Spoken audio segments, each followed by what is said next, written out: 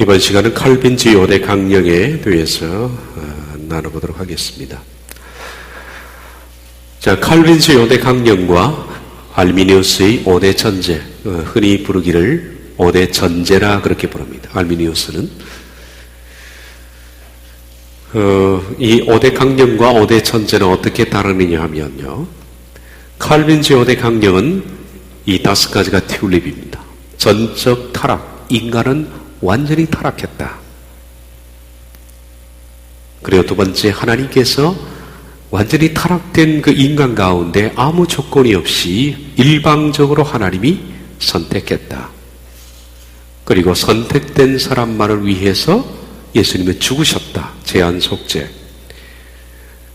그리고 예수님이 제한적으로 속죄한 그 사람들을 성령님은 강제적으로 은혜를 주셔서 그들을 부르신다. 불가항력적 은혜. 그리고 그들로 하여금 천국으로 끝까지 인도하신다. 궁극적 견인입니다.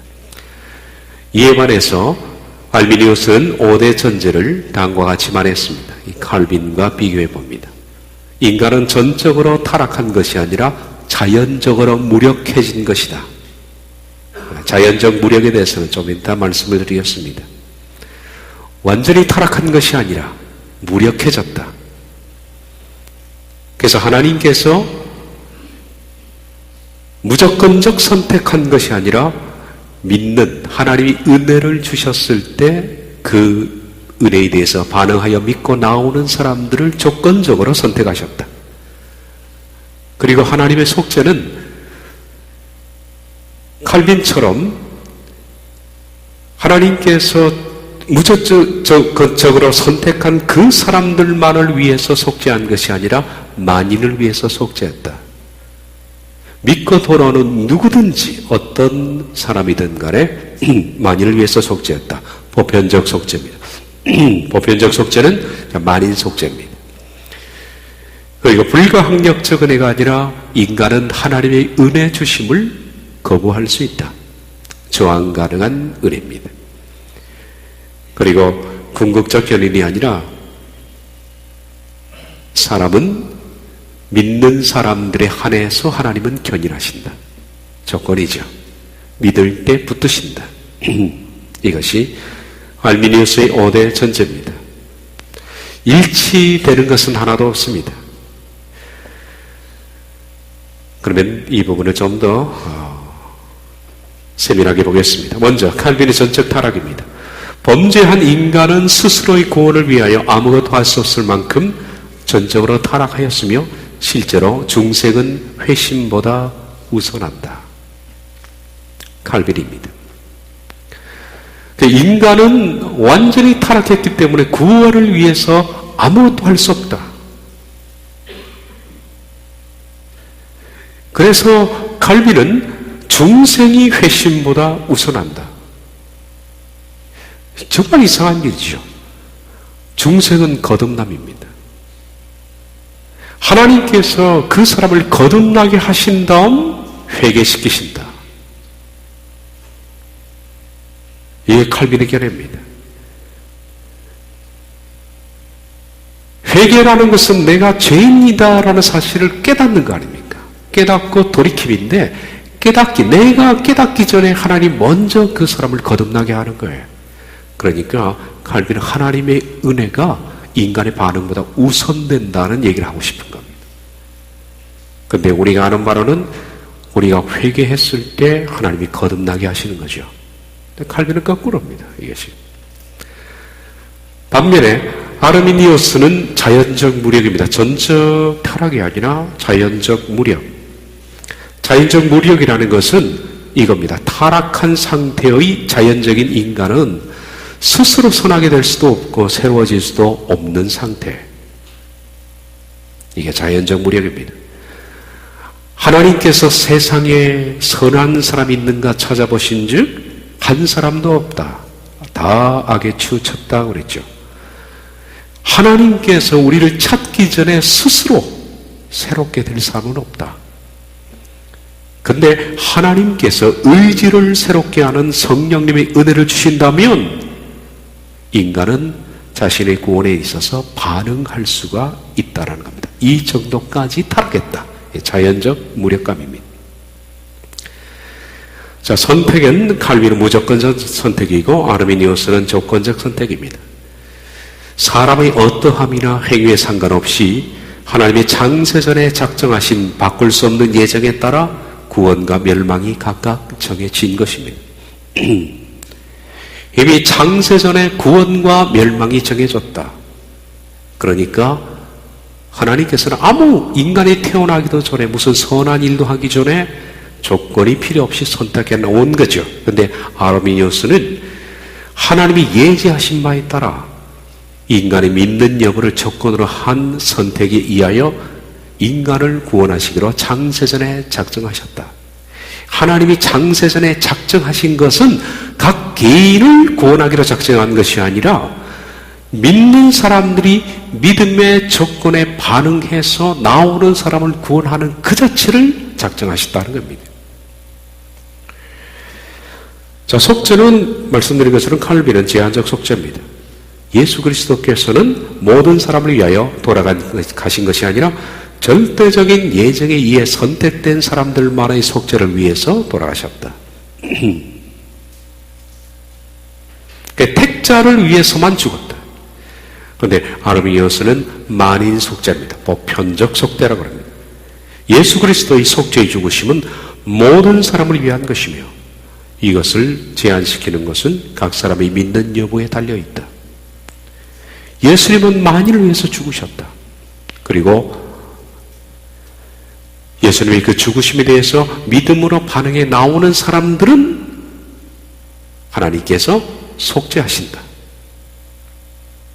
자, 은혜는 칼빈이 이렇게 말합니다. 불가항력적 은혜.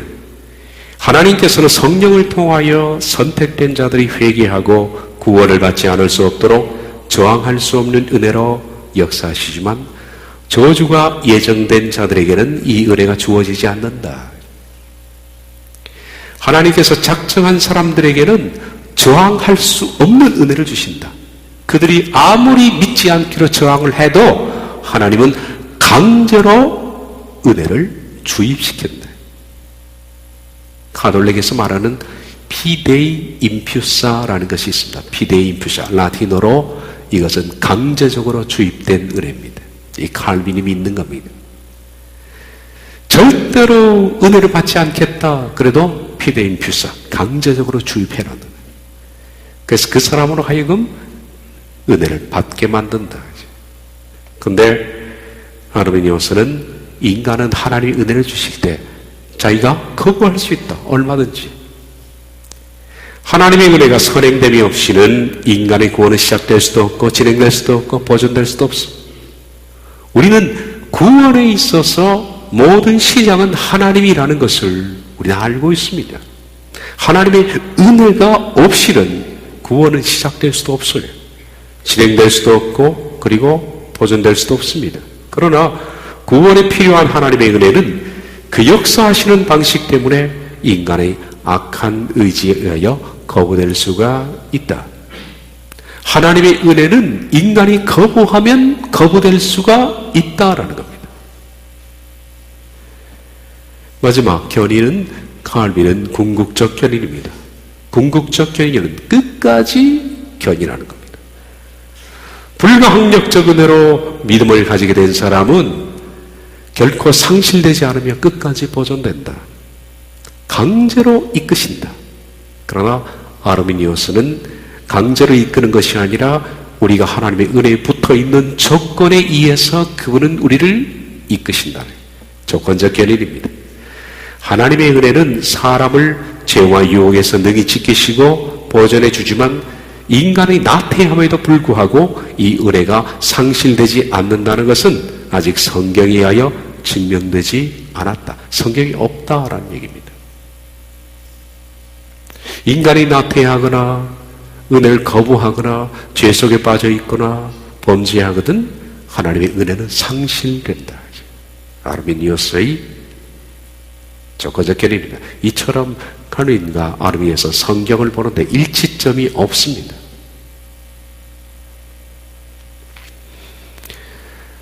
칼빈주의는 이 5대 강령을 튤립이라 그렇게 부릅니다. 첫 자를 땄어요. 튤립이라는 것은 칼빈주의의 개인 예정론입니다. 우리가 지금까지 봐왔지만은 개인 예정이 있느냐, 개인 예정이 없느냐 하는 문제를 다루고 있었습니다. 그래서 칼빈주의는 이 튤립, 궁극적 견인까지 말이죠. 이 5대 강령을 꽃처럼 아름답다라고 말합니다. 칼빈의 모든 신학의 꽃은 튤립입니다.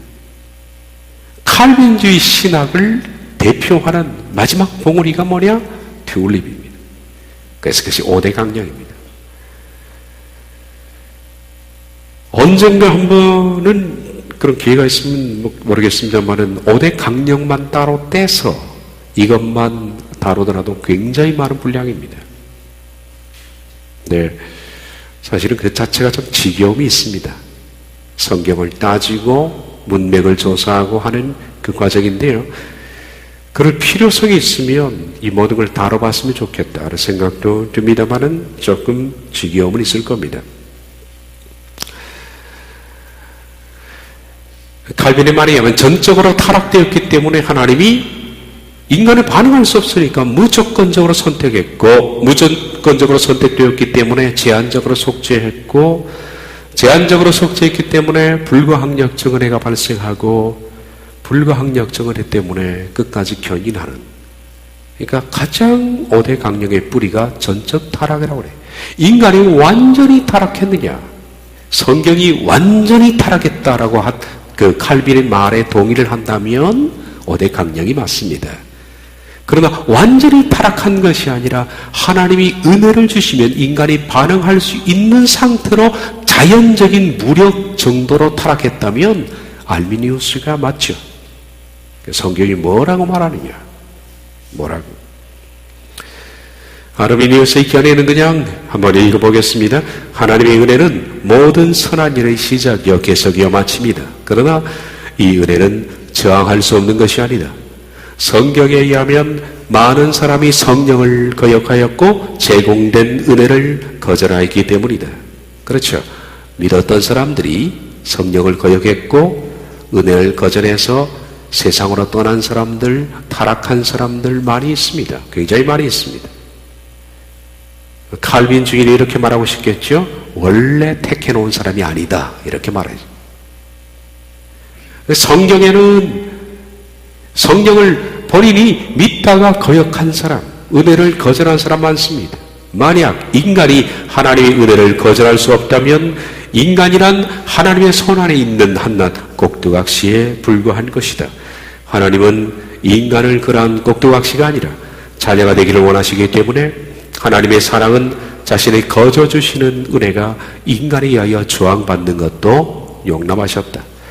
요한복음 3장 16절처럼 하나님의 은혜와 인간의 반응을 확실하게 논증하는 구조는 없다. 이토록 확실한 성경의 논증에 기초하여 하나님과 인간 사이에 존재하는 관계는 자율적인 사랑의 관계지 일방적인 선택으로 이루어지는 기계적인 관계가 아니다. 칼빈주의는 하나님과 인간을 기계로 보는 거예요. 인간을 그냥 리모컨을 누르면 움직이는, 리모컨을 끄면 멈춤. 그러나 아르미니우스의 견지는 인간은 기계적인 관계가 아니라 인격적인 자율적인 관계다. 하나님이 인간을 기계로 만들었느냐 아니면 스스로 판단하고 스스로 결정할 수 있는 의지를 가진 자율적인 인간으로 만들었느냐. 성경을 보시면 하나님이 인간을 어떻게 창조했는지 알 수가 있지 않느냐 하는 겁니다. 만약에 하나님께서 기계로 만들었다면 인간의 모든 행위에 대해서는 인간이 책임질 필요가 없습니다. 그러나 인간을 하나님이 자율적 존재로 만들었다면 우리가 말하고 행동하고 삶의 모든 결과는 우리가 책임을 져야 한다. 이것이 맞다는 얘기죠. 그러면 튤립 교리가 옳지 않다는 반론을 지금부터 시작하도록 하겠습니다. 칼빈의 5대 강령은 성경이 아닙니다. 5대 강령이 아무리 5대 강령이 멋있고 그리고 정말 철학적인 것 같고 깊은 내용을 품고 있는 것 같고, 알미니우스의 견해는 마음에 들지 않을지도 모르겠습니다. 왜냐하면 내 행동에 대해서 내가 책임을 져야 한다니까. 근데 칼빈주의는 책임질 필요가 없다 아닙니까? 내가 믿고 있으면 이미 택자가 된 것이기 때문에 너무 편하거든요. 그래서 칼빈주의는 처음에는 이상하게 느껴져도 나중에 생각을 해보면 굉장히 깊은 철학적 내용 같아요. 깊은 사고가 있는 것 같습니다. 그래서 칼빈주의자는 아르미니우스주의를 좀 단순하고 무식하게 보는 경향도 없지 않아 있는 것이 워낙 개별이기 때문에 그렇습니다. 칼빈주의가 어쨌든 깊은 내용을 가지고 있던 그들의 생각처럼 정말 심오한 내용을 가지고 있던 간에 중요한 것은 그것이 아니라 성경에 있느냐 하는 것이 중요한 겁니다. 성경이 없으면 아무것도 아니죠.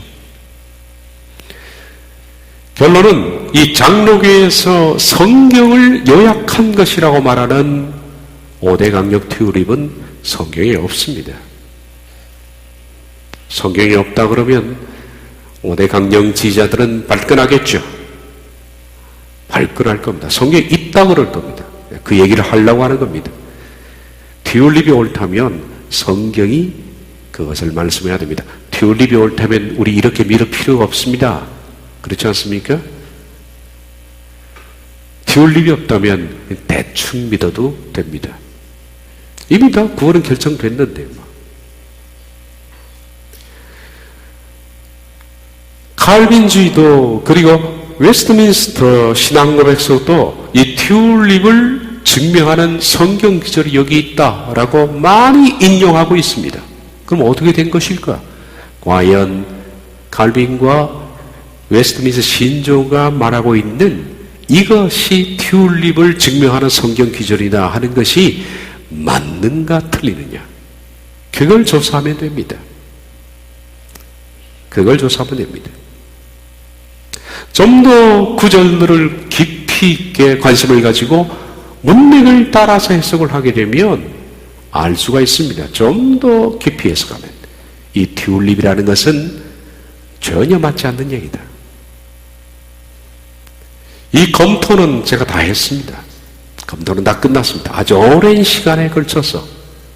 그리고 이 검토된 것을 여러분에게 다 설명하려면 상당히 깁니다. 제가 좀 전에 이 튜립만 따로 떼서 아주 긴 세미나를 해야 된다는 얘기가 바로 이 얘기입니다. 그러나 저를 신뢰해 주신다면 다시 긴 시간을 내서 검토할 필요가 없습니다. 몇 가지 샘플만 들면 되니까. 검토는 제가 다 했습니다. 그리고 모두 다 검토한 다음 제가 내린 결론은 튜립은 성경에 없다. 근거 없다. 이 결론이었습니다. 여기서는 몇 가지만을 다뤄보도록 하겠습니다. 해석을 해야 되는 문제이기 때문에 좀 머리가 아픈 것도 있을 겁니다. 자, 그렇다면 웨스트민스터 신앙고백서 신도개요 제10장에 불가항력적 은혜에 대한 말씀이 나옵니다. 여기에 대한 내용을 좀 검토해 보겠습니다. 우리가 몇 가지 샘플만 따가지고 하는 겁니다. 나머지 모든 것들은 제가 말했죠. 제가 다 검토를 했습니다.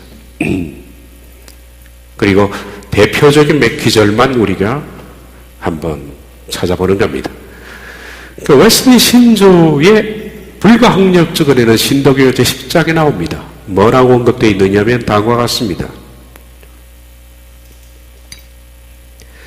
하나님께서 생명에 이르게 하고 예정하신 모든 사람만을 그가 정하시고 받아들이실 때에 그의 말씀과 성령을 통해서 저희가 본 성품으로 사는 죄와 죽음의 상태에서 예수 그리스도로 말미암아 은혜와 구원으로 부르시기를 기뻐하셨다. 또한 그들의 마음이 하나님의 이 일을 알 수 있도록 영적으로 또한 구속적으로 계몽하시고 돌과 같이 굳은 마음을 제하여 버리시고 살과 같이 부드러운 마음을 주셨다. 그들의 의지를 새롭게 하사 그들로 하여금 선한 것을 행할 수 있게 하는 그의 전능하신 힘으로서 예수 그리스도에게 효과 있게 이끄시되 그들은 하나님의 은혜로서 자발적으로 가장 자유롭게 나오게 된다. 말이 좀 어렵죠. 원래 신학에서 쓰는 말들이 좀 문장을 좀 쉽게 고쳤으면 좋겠는데 좀 딱딱하게 고쳐로 얘기를 합니다. 무슨 얘기냐면 하나님께서 본 성품은 타락한 성품입니다.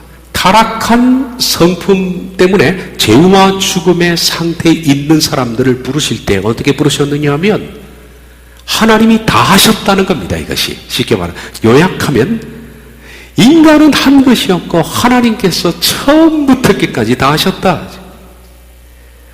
하나님께서 인간에게 영적으로 구속적으로 계몽하셨다. 우리가 하나님을 안 것이 아니라 하나님이 우리를 알 수 있도록 해주셨다는 겁니다. 그리고 우리 속에 완악한 마음을 제하여 버리셨다. 우리 경건해지기 위해서 우리 돌과 같이 단단한 마음을 제하기 위해서 이렇게 하나님 앞에 붙들려 살려고 발버둥을 치는데 이 사람들은 다 하나님이 제해 주신대요. 다 제하시고 살과 같이 부드러운 마음을 하나님이 주시는 겁니다. 그리고 의지까지도 새롭게 해서 우린 의지로 하나님께 믿음으로 나아가지 않습니까? 지금 의지를 가지고 붙들고 의지를 가지고 우리들은 하나님 앞에 바로 살려고 발버둥을 치고 죄와 싸우되 피 흘리기까지 싸우는 게 우리 의지죠. 근데 칼빈주의는 의지까지도 하나님이 새롭게 해주시는 거예요. 할 것이 없으니까 가만히 있으면 됩니다. 정말 편리합니다. 의지를 새롭게 해서 선한 것을 할 수 있도록 전능하신 힘이 그렇게 하신다. 그리고 하나님 우리를 이끌어내신다. 그런데 그들은 이끌림 받는 사람의 입장에서는 하나님의 은혜로서 자발적으로 가장 자유롭게 나오게 된다. 이끌림 받았다는 느낌이 드는 것이 아니라 자기가 그렇게 하는 것처럼 느껴지는 것이다. 그 말을 하는 겁니다. 이게 신도개요 10장에 나와 있는 불가항력적 은혜입니다. 그리고 좀 더 보면 이 불가항력적 은혜에 대해서 이렇게 말합니다. 죄로 말미암은 인간의 전적 타락과 부패는 스스로 하나님의 공의를 만족시켜 드릴 수 있는 지각과 감정과 능력을 근원적으로 상실했기에 자력으로 구원에 이를 수 있는 기회란 전무한 것이 인간의 비참한 영적 실상이다. 이러한 상태를 가리켜 전인적 타락과 무능이라고 한다. 전적 타락과 전적 무능이라 그렇게 말한다. 이러한 사실은 자연히 하나님의 무조건적이고 주권적인 선택에 호소하게 된다. 인간이 전적으로 무능했기 때문에 하나님께서 손봐주지 않으면 인간은 아무것도 할 수 없기 때문에 인간의 하나님의 무조건적이고 주권적인 선택에 호소하게 된다는 겁니다. 따라서 예수 그리스도로 말미암은 대속적 속죄사역의 공효는 하나님의 택자들에게만 선별적이고 제한적으로 적용될 수밖에 없다는 당위와 필연을 유발하게 된다. 불가항력적 은혜와 유효적 부르심의 교리는 이상의 사실들을 구체적으로 하나님의 택자들에게 적용시키는 성령 하나님의 신비스러운 사역을 가리킨다. 뭔가 좀 말이 딱딱하지만 대충 이해는 되죠. 그러면 지금 우리가 신도교회 10장에 나와 있는 불가항력적 은혜에 대해서 들었는데요. 간추리면 그겁니다. 불가항력적 은혜는 하나님이 처음부터 끝까지 다 하셨다. 인간의 무지한 영혼 그리고 인간의 마음 이것을 하나님께서 강제로 이어서서 계몽 빛을 비춰주셨죠. 하나님을 알 수 있는 빛을 비춰줬습니다. 그리고 인간에게 완악하고 딱딱한 돌처럼 굳은 마음을 하나님이 제하여 주셨죠. 그리고 선한 마음을 갖도록 하나님이 하셨죠. 그리고 인간의 의지를 새롭게 해서 자발적으로 하나님 앞에 나올 수 있도록 하나님이 다 하신 거 아닙니까? 인간은 할 것이 아무것도 없다. 그것이 불가항력적 은혜라는 겁니다. 그러면 불가항력적 은혜가 성경에 어디 있느냐? 대표적인 말씀이 로마서 9장 16절입니다. 그들은 여기 있다. 이것이 불가항력적 은혜다. 이렇게 말합니다.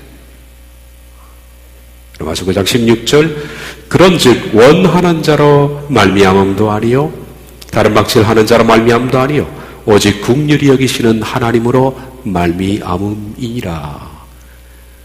그래서 그들은 아멘 그러겠죠. 아멘. 정말 그렇구나. 이 말씀 하나만 딱 제시를 하면 우리가 몰랐을 때에는 이 말씀만 제시하면 말씀이 이렇다는데 무릎을 꿇는 게 당연하지 않습니까? 그렇구나. 그렇구나. 이 문장 하나만 딱 보면 그렇습니다. 문장을 딱 떼서 하나만 보면 이것은 하나님의 불가항력 은혜를 지지하는 말씀으로 충분합니다. 그러나 제가 누누이 말하죠. 문장 하나만 딱 떼서 그걸 설명하면 이단이 나옵니다. 그것이. 이단은 전후 좌우 다 빼고 한 귀절 딱 가지고 얘기를 하면 다 속습니다. 다 속습니다. 모르지 않습니까? 특히 성경이 뭘 말씀하는지 전체적인 맥락과 흐름을 모르는 상태에서 한 기절을 딱 따서 얘기를 하면 성도들은 100% 다 넘어가게 되어 있습니다. 성경을 모를수록 그렇습니다.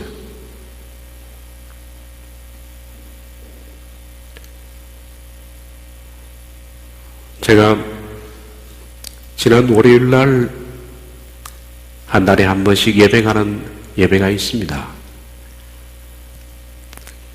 거기에 우리나라에서 제일 큰 교회에 그 목사님이 오른팔이라고 말하는 장로님이 거기 계십니다. 그 장로님은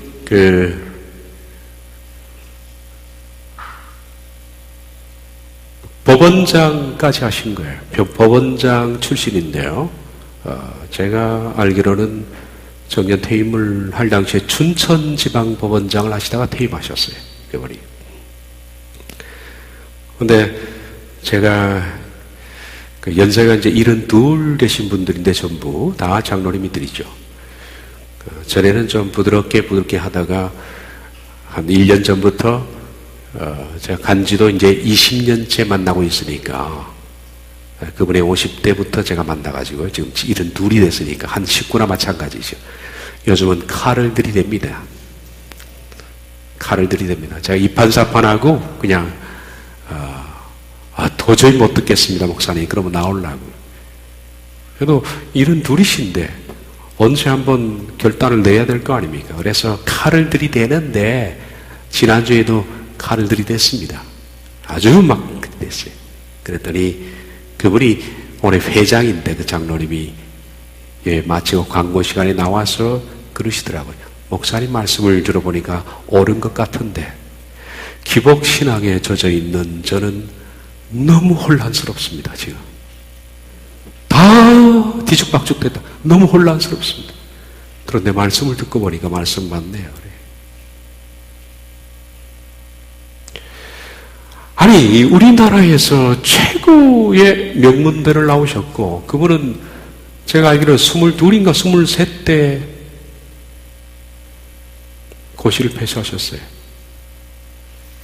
아주 브레인이죠 그분이.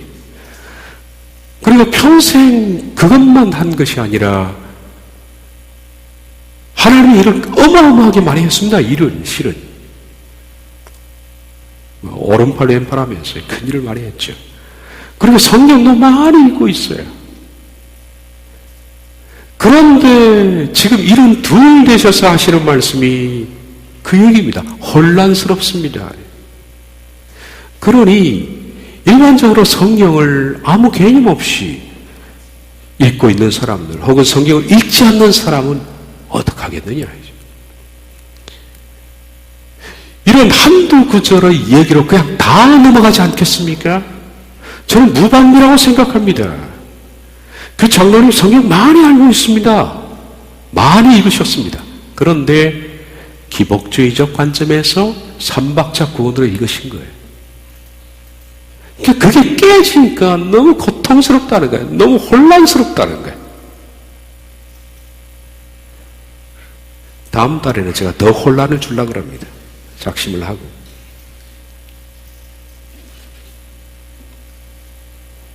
그러니 성도님들이 성경을 문맥을 따라서 읽는 사람이 누가 있습니까? 거의 없지 않습니까? 실은. 목사들도 문맥을 따라서 성경을 읽는 법이 거의 없는데 성도님들이 문맥을 따라 읽지 못하니까 문장 하나 갖다 들이대면 저는 그렇게 해서 초통하다. 이건 다 넘어간다라고 생각합니다. 그러나 문맥을 무시한 문장 하나는 이달이 쓰는 것과 똑같습니다. 신천지가 왜 나오느냐? 그래서 나오는 겁니다. 여호와의 증인이 왜 나오느냐? 문맥을 무시하기 때문입니다. 모든 문장은 문맥 속에 존재하는 겁니다. 문장과 문장이 이어져서 하나의 문맥을 만드는 겁니다. 그럼 전체의 흐름 속에서 이 말씀의 슬픔을 말하는 건지 심판을 말하는 건지 잘하라고 하는 건지 잘못하다고 책망하는 건지 그걸 놓친 채 문장 하나만 따서 읽으면 아주 곤란한 상황이 발생하는 거예요. 고린도전서 14장이 방언 기도에 관한 건데 고린도전 14장을 해석하기 위해서는 고린도 전후서를 다 봐야 합니다.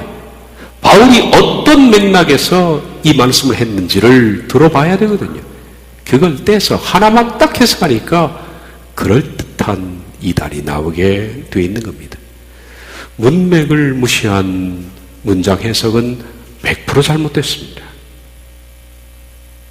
100% 잘못됐습니다. 그러므로 문맥 속에서 문장을 해석하라. 이것은 성경 해석의 가장 기초입니다. 문맥이라는 것은 콘텍스트입니다. 콘이라는 것은 함께라는 뜻이고 텍스트는 짜다라는 뜻입니다. 원래 라틴어에서 나온 겁니다. contextual, 함께 짜다라는 뜻입니다.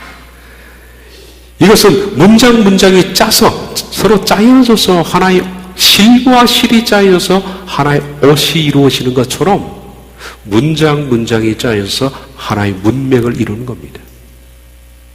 그래서 문맥을 보고 문장을 해석해야 된다. 이것이 성경 해석의 가장 기초입니다.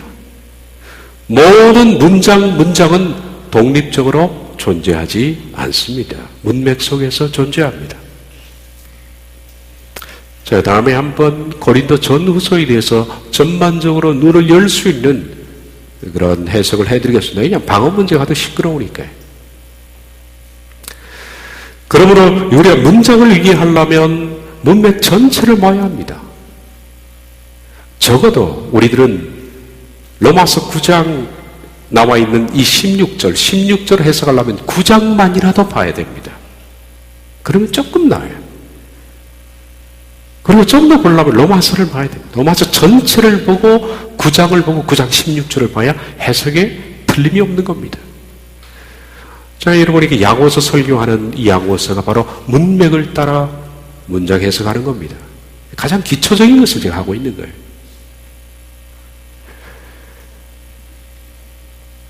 좀 더 나아가서는 로마서뿐만 아니라 성경 전체를 봐야겠죠. 자, 로마서 9장 16절을 불가항력적 은혜라고 주장을 하는 이 사람은 이겁니다. 그런즉 원하는 자로 말미암음도 아니요 다른 박질하는 자도 말미암음이 아니요 오직 긍휼히 여기시는 하나님으로 말미암음이라 라는 이 말씀 앞에 이 말씀만 딱 떼서 보면 이건 마치 구원이라는 것은 원하는 자, 내가 구원을 원한다고 해서 얻어지는 것도 아니고 내가 구원을 위해서 다른 박질 진력한다고 해서 얻는 것도 아니고 오직 하나님이 긍휼히 여기시는 그 사람만이 구원을 받는다라고 해석될 수가 있지 않습니까? 그러므로 이 말씀 앞에 구원이라는 괄호 안에 빨간 글자만 집어넣으면 이 말씀은 개인 구원의 불가항력적 은혜로 주장할 수 있는 기절로서 충분하다. 이거는 이 문장만 있으면 이건 맞습니다. 근데 아마 이제 그럴 거예요. 이 문장을 내놓고 자 성경이 있지 않느냐 그러면 우리 모르는 분들은 일단 말이 막히는 거죠. 있는데 어떡합니까? 그러네.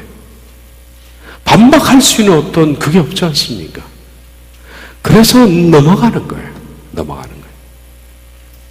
그럼 로마서 9장 16절이 개인의 구원에 대해서 불가항력적인 은혜로 하나님이 일방적으로 구원하셨다는 그 말씀을 하는 것이냐 아니냐 하는 것은 문맥을 통해서 보면 다 나와 있다. 이제. 성경을 보실 때 결코 한 절만 보지 말고 확장해서 봐라. 적어도 앞의 내용, 뒤의 내용을 다 함께 봐라. 그러면 우리가 좋습니다. 내게 능력 주시는 자 안에서 내가 모든 것을 할 수 있다. 그거 하나 보지 말고 전후 좌우를 보면 전혀 딴 얘기가 나올 것이다. 그러면 로마서 9장에 이 문장을 놓고 보면 마치 이렇게 해석됩니다. 구원은 사람이 원해서 되는 것이 아니다. 아무리 얻기 위해 다른 박질, 최선을 다해도 되는 것이 아니다. 오직 하나님께서 긍휼히 여긴 자만, 이건 하나님 일방적으로 선택한 자 아닙니까? 창세전에 예정된 택자만이 하나님에 의해서 되어진다. 굉장히 은혜롭고 지지할 만한 귀절로 받아들여지게 된다. 그런데 여러분이 직접 웨스트민스터 신도교 10장을 열면 로마서 9장 16절 한 절만 딱 써놨지. 그 기절이 여기에 합당한지에 대한 해석은 전무후무하다.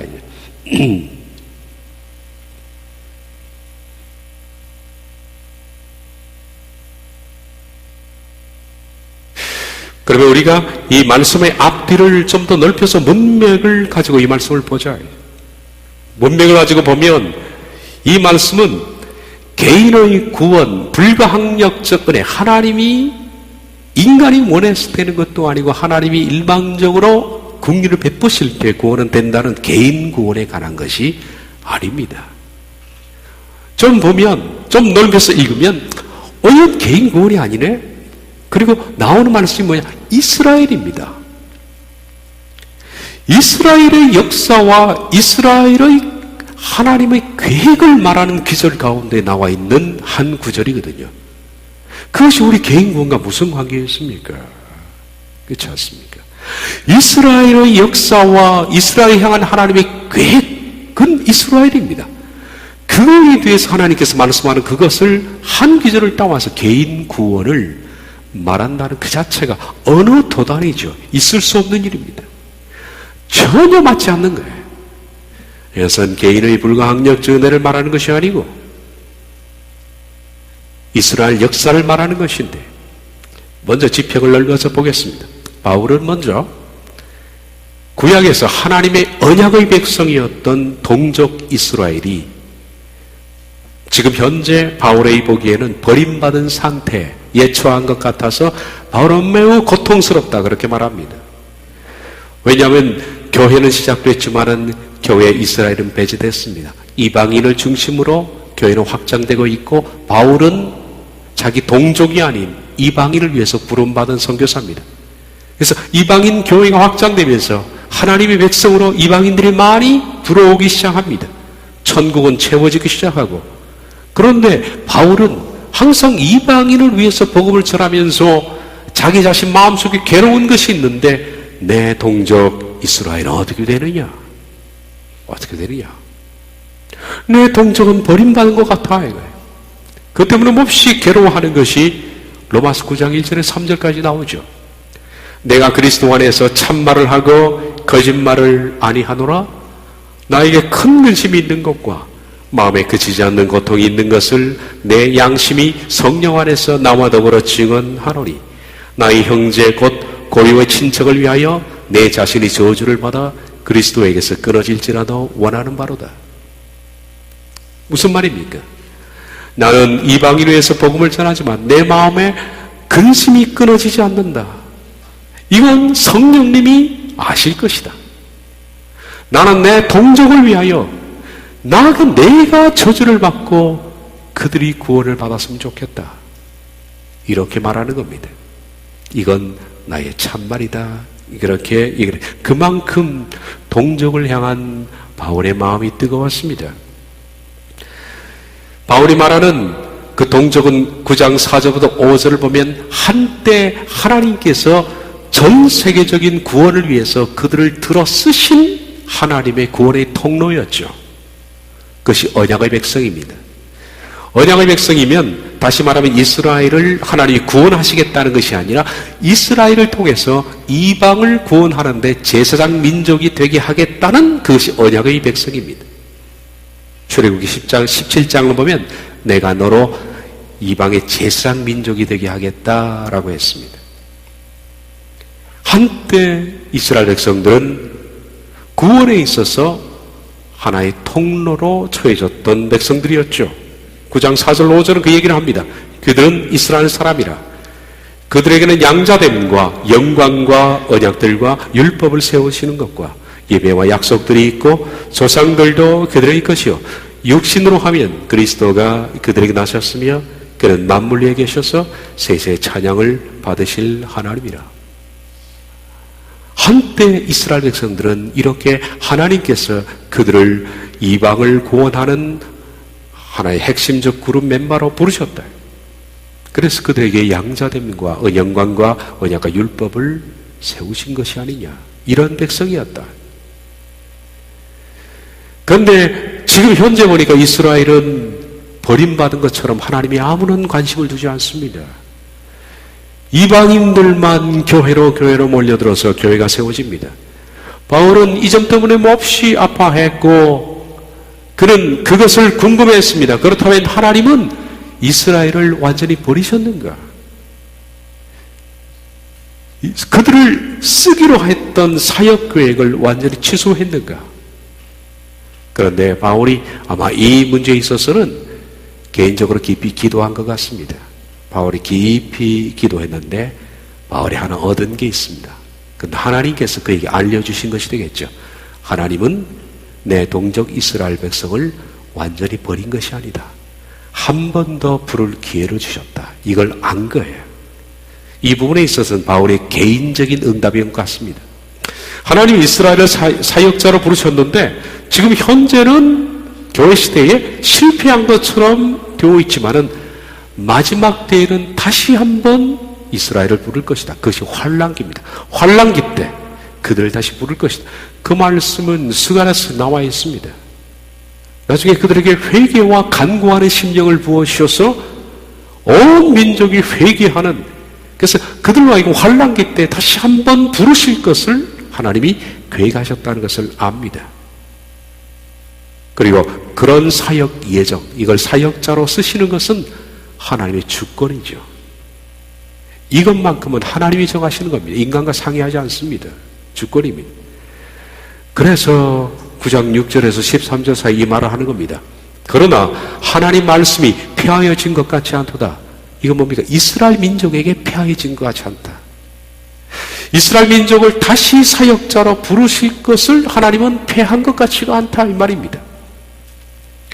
이스라엘에게서 난 그들이 다 이스라엘 자녀가 아니요 또한 아브라함의 씨가 다 그의 자녀가 아니라 오직 이삭으로부터 난 자라야 내 씨라 불리려 하였으니 곧 육신의 자녀가 하나님의 자녀가 아니요 오직 약속의 자녀가 씨로 여기심을 받았니라. 이 얘기를 왜 하느냐 하면 하나님께서 이스마엘이 아니라 이삭을 통해서 태어난 자, 이 야곱의 백성들이죠.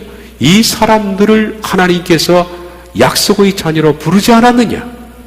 그런데 그들이 배역했다고, 그들이 잘못했다고 하나님이 버리시고 내팽개쳤다면 하나님께서는 내가 약속의 자녀로 너희 자녀를 부르겠다고 약속하신 그 약속이 어떻게 되느냐? 하나님은 약속이 취소되지 않느냐. 그러나 하나님은 신실하기 때문에 그 부르신 약속을 다시 취소하지 않는다. 언젠가 한 번은 다시 부르셔서 아브라함과 이삭의 씨로부터 태어난 이스라엘 백성들에게 다시 한번 기회를 주실 것이 분명하지 않느냐. 이걸 그가 얘기하는 겁니다. 그러면서 더 예를 들죠. 약속의 말씀은 이것이니 명령 이때에 내가 이르니 사라에게 아들이 있으리라 하심이라. 그뿐 아니라 또한 리브가가 우리 조상 이삭 한 사람을 말미암아 임신하였느냐. 그 자식들이 아직 태어나지도 아니하고 무슨 선이나 악을 행하지 아니한 때에 택하심을 따라 되는 하나님의 뜻이 행위로 말미암지 않고 오직 부르시기로 말미암아 서게 하려 하셔 리브가에게 이르시되 큰 자가 어린 자를 섬기리라 하셨나니 기록된 바 내가 야곱은 사랑하고 에서는 미워하였다 하신 것 같으니라. 그리고 하나님이 약속의 말씀을 다시 한번 내세웁니다. 사라에게 아들이 있으리라. 분명히 있었죠? 하나님 말씀하시면 분명히 있다. 하나님 말씀한 대로 된다. 그러므로 이스라엘 민족을 내가 너를 제사의 민족으로 불렀다라고 한다면 지금 현재는 이스라엘이 완전히 버림받은 것 같아도 하나님은 내가 너를 불렀다 그러면 반드시 약속대로 다시 한번 사역자로 부르신다는 겁니다. 취소되지 않을 것이라는 거죠. 또 예를 듭니다. 리브가가 임신을 했습니다. 그런데 쌍둥이였습니다. 그 자식들이 어떤 악도 행하지 않은 때에 하나님께서 말씀하셨습니다. 큰 자가 어린 자를 섬기리라. 이 말씀을 제가 풀어드렸습니다. 이건 큰 자가 버림을 받고 어린 자가 택함을 받는다는 얘기가 아닙니다. 언젠가는 큰 자가 어린 자를 섬길 때가 올 것이다. 다윗 왕 때 이루어진 겁니다. 이것은 하나님의 말씀이 분명히 말씀대로 되어진다. 1.1핵도 떨어지지 않고 말씀대로 되어진다는 것을 보여주는 것입니다. 이처럼 하나님은 입으로 하신 말씀은 반드시 성취하신다. 그렇다면 이스라엘을 내가 너를 불러서 이방 민족을 위해서 사역자로 쓰겠다 하셨다면 이스라엘 민족이 배역해서 지금 현재는 버림받은 것 같아도 하나님은 언젠간 다시 불러서 써야 된다. 그게 하나님의 신실하신 약속이다는 얘기죠. 그 얘기를 하는 겁니다. 하나님은 이삭이 태어나는데 실패하지 않았습니다. 약속대로 태어나게 했습니다. 그리고 큰 자가 어린 자를 섬기리라 한 말씀도 실패하지 않았습니다. 그대로 하셨습니다. 그러므로 마지막 때 이스라엘에게 한 번 더 기회를 주는 것은 하나님의 약속이다라는 거죠. 그러므로 하나님은 마지막 때 이스라엘을 다시 부르실 것이다. 그리고 하나님의 영광을 위한 사역자로 그 민족을 한 번 더 쓰실 계획이 있다. 그러므로 바울이 그렇게 물었죠. 하나님이 우리 민족을 버렸을까? 버리지 않았다. 확신을 얻을 거예요. 그 얘기를 하는 겁니다. 그러면서 로마서 9장에서는 14절에서 이렇게 말합니다. 그런즉 우리가 무슨 말, 지금 얘기하는 건 전부 이스라엘에 관한 거죠. 우리가 무슨 말하리요? 하나님께 불의가 있느냐? 하나님께서 사역자를 선택해서 사역자를 부르시고 사역자를 폐하고 다시 부르시고 하는데 하나님 무슨 불의가 있느냐? 없다. 그건 하나님 마음대로다. 이게 하나님의 주권이죠. 하나님이 부를 자를 불러서 쓰시고 하나님이 딴 사람을 불러서 쓰시는데 이건 하나님의 주권이다. 그러면서 모세에게 이르시되 내가 긍휼히 여길 자를 긍휼히 여기고 불쌍히 여길 자를 불쌍히 여기리라. 사역에 있어서 하나님은 누구를 쓰시든 간에 그것은 하나님의 주권에 속하는 것이다. 그러면서 16절에 나옵니다. 그런즉 원하는 자로 말미암음도 아니요. 이거는 내가 사역자가 되고 싶다고 해서 되는 것도 아니고 다른 방식, 내가 사역자가 되고 싶어서 최선을 다한다고 해서 되는 것도 아니고 오직 긍휼히 여기시는 하나님으로 말미암은 것이다.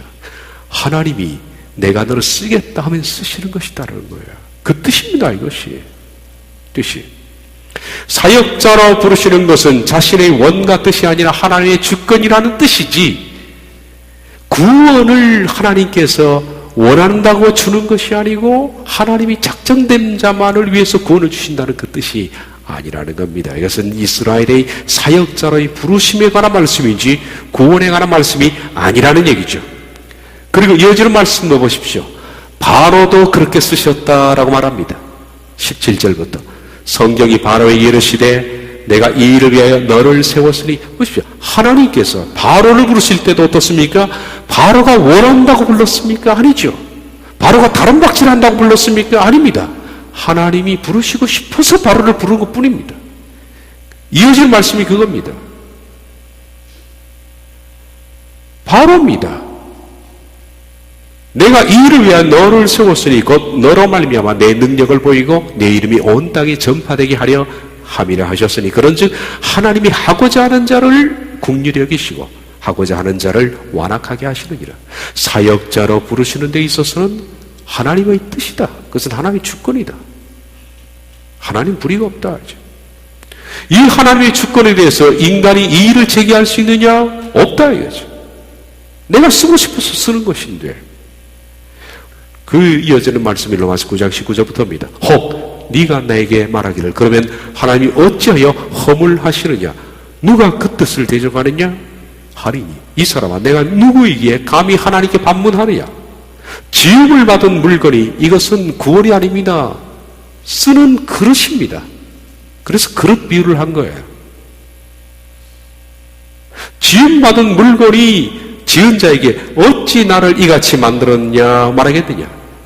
토기장이가 진흙 한 덩이로 하나는 귀 쓸 그릇을 하나는 천이 쓸 그릇을 만들 고난이 없느냐. 하나님이 토기장이신데 바로를 들어 쓰겠다는데 왜 나는 쓰지 않고 바로를 씁니까? 반대로 바로는 왜 나를 씁니까? 말할 권이 있겠느냐? 없다 이거예요. 토기장이신 하나님께서 하나님 마음대로 그릇을 선택해서 쓸 뿐이다. 우리가 음식 담을 때 부엌에 그릇한테 물어보겠습니까? 좀 써도 괜찮습니까? 물어봅니까? 허락받습니까? 주인 마음대로 아닙니까? 그죠? 그러므로 이것은 바로 얘기라든지 이런 모든 것들은요, 지금 사역 얘기입니다. 쓰는 그릇 얘기입니다. 내가 쓰고 싶은 그릇을 쓰는 것이다. 사역에 관한 겁니다. 그러므로 이스라엘 백성들을 구약에 모든 백성을 위해서 사역자로 부르셨습니다. 창세기 12장에 보면 하나님이 아브라함을 부르실 때 아브라함으로 인해서 이루어질 이스라엘 민족을 왜 부르셨는가 하는 이유가 나와 있습니다. 아브라함이 말씀하기를 내가 너로 큰 민족을 이룰 것이다. 하나님이 아브라함을 부르신 이유는 큰 민족을 이루는 겁니다. 내가 내게 복을 주어 큰 민족을 이루어. 창세기 12장을 집에서 읽으시면서 아멘 하지 마십시오. 그건 나에게 주는 게 아닙니다. 가난한 선도에게 그 메시지를 주어서 될 문제가 아닙니다. 이스라엘에 관한 겁니다.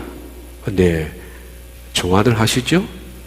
번영주의들은 창세기 12장 그러면 환장하지 않습니까?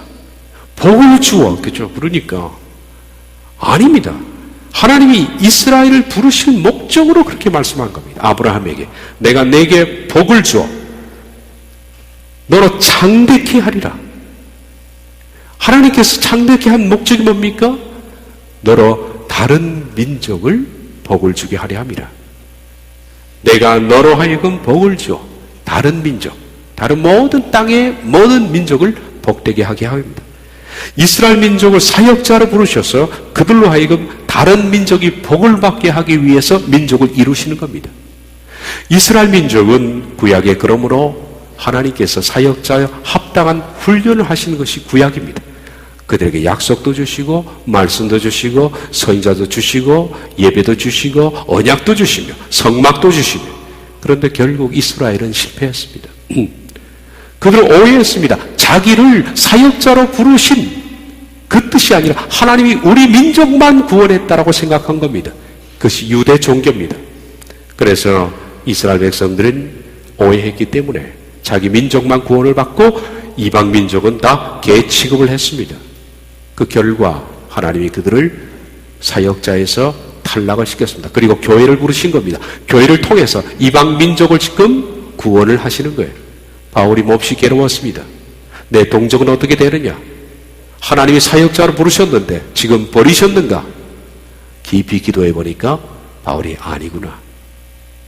하나님께서 우리 민족을 절대로 버리지 않았다. 왜냐하면 하나님은 약속한 대로 분명히 실행하신다. 이삭을 명년 이맘때 낳으리라 하나님 약속하신 대로 낳았다. 리브가에게 큰 자가 어린 자를 섬기리라 그대로 됐다. 마찬가지로 하나님께서 이스라엘 민족을 부르시고 내가 너를 쓰리라 한 것은 실패했더라도 지금 그들이 버림받은 것 같더라도 언젠가는 다시 써야 한다. 왜? 하나님이 신실하시기 때문에. 그러므로 하나님은 우리 민족에게 다시 한번 기회를 주신다. 그게 언제냐? 마지막 때다. 그러므로 내 백성은 버리지 않았다. 그렇구나. 하나님은 사역자로 부르시는 데 있어서 하나님 마음대로다. 이건 하나님의 주권이다. 바로를 부르시는 것도 하나님의 주권이다. 그러므로 누가 하나님께 왜 바로를 씁니까? 왜 그 백성을 불렀습니까? 라고 말할 권리 있느냐? 이 사람아, 네가 뭔데 하나님께 그런 질문을 하느냐? 토기장인 하나님께서 그릇을 마음대로 쓸 권한이 없겠느냐? 그런즉 사역자로 부름을 받는 것은 네가 원해서 되는 것도 아니고 네가 노력해서 되는 것도 아니고 하나님의 마음대로야. 그 뜻입니다. 로마서 9장 16절. 개인 구원에 관한 말씀이 맞습니까? 아닙니까? 아닙니다. 전혀 아닙니다. 그러므로 웨스트민스 신도개혁 10장의 불가항력적 은혜를 설명하는 기절, 구원이라는 것은 내가 원해서 되는 것도 아니고 다른 방법에서 되는 것도 아니고 하나님의 뜻대로 된다라는 이 기절은 잘못 해석이 된 겁니다. 이건 이스라엘에 관한 것이고 이스라엘 사역의 계획에 관한 것이지 한 사람의 구원 계획과는 전혀 무관한 말씀이다라는 겁니다. 문맥 속에서 우리가 보니까 로마서 9장 16절은 개인의 불가항력적 은혜를 말하는 것이 아니고 이스라엘에 관한 것이다. 그것도 이스라엘의 구원이 아니라 사역에 관한 것이다. 알미니우스가 로마서 9장을 연구하다가 깨졌습니다. 그도 철저한 칼빈주의자였는데 로마서 9장을 연구하는 가운데 완전히 바뀐 것도 아마 이것을 발견했기 때문이라고 생각합니다. 문맥을 무시한 문장 해석이라는 교리를 틀을 만들어서 그 만들어진 틀로 다른 것을 해석하는 시도는 불행을 초월합니다. 구원에 있어서 성경을 왜곡하고 뒤집어 엎어서라도 하나님께 영광만 돌리면 된다라고 생각하는 것은 옳지 않습니다. 물론 하나님이 영광을 받으셔야 됩니다만은 성경대로 영광을 받으셔야 합니다. 인간이 인간 되면 책임을 질 줄 아는 데 있습니다. 인간은 책임을 져야 합니다. 하나님 우리를 그렇게 지었습니다. 불의한 세상에서도 인간은 자신의 행동과 선택에 대해서 책임을 져야 합니다. 우리가 잘못하면 우린 책망을 받아야 되고 죄를 범하면 교도소 가야 합니다. 이렇게 엉망진창의 세상에서도 사람은 내 행동과 선택에 대해서 책임을 져야 하는데 하물며 공의로우신 하나님 앞에서 인간이 내가 산 삶, 내가 어떻게 살았고 어떻게 살아왔는지 어떤 죄를 지었는지 어떤 선을 했는지 거기에 대해서 아무 책임이 돌아가지 않고 그저 하나님께서 창세전에 구원한 대로 마음대로 살고 엉망진창을 살아도 구원한 사람은 끝까지 하나님이 견인하신다는 이 말은 하나님을 너무 무책임하게 만드는 것이며 인간으로 하여금 방종해도 좋다는 길을 터주는 것이와 다름이 뭐가 있느냐. 인간은 이 불의한 세상에도 그렇게 징벌을 하는데 자신의 행동과 삶에 대해서는 자신이 명백하게 책임을 져야 한다. 그러므로 오직 하나님의 영광이라는 화려한 포장대에 둘러싸인 채 구원의 시작과 끝을 하나님께 다 책임을 돌리는 것은 지극히 큰 오해며 하나님의 영광을 박탈하는 행위라는 것을 기억해야 한다는 겁니다. 다음 시간에 이어서 하도록 하겠습니다. 기도하겠습니다.